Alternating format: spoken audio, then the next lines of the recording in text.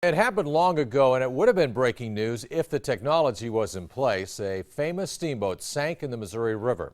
This weekend, a step back in time, and our own Alyssa Willard was there for the big event.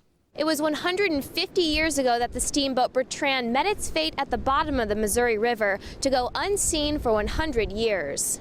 Here we have some tools. This would likely be common dress for women when the steamboat Bertrand sunk within the boundaries of the now DeSoto National Wildlife Refuge.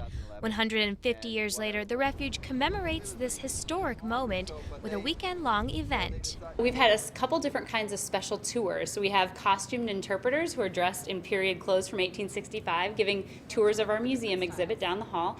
And then we have some archaeologists who are here from our regional office giving tours at our excavation site. So that's where the boat was actually discovered about 100 years after it sank. While the Wildlife Refuge and Museum aren't new, I'm told this was many visitors' first time touring this historic spot. You also have this wonderful cultural icon display here that you can also come out to see. So many people have come out and say, we knew you were here, but we never came here. Guests' favorites include the ship artifacts, as well as the actual site of the boat, where the hull of the boat remains safely preserved in the murky Missouri River waters. This is a time capsule of 1865. The thing that's really special about the Steamboat Museum is that it's just everyday artifacts. It's not King Tut's tomb or something famous. A steamboat once lost for ages continues to leave its mark on guests of all ages.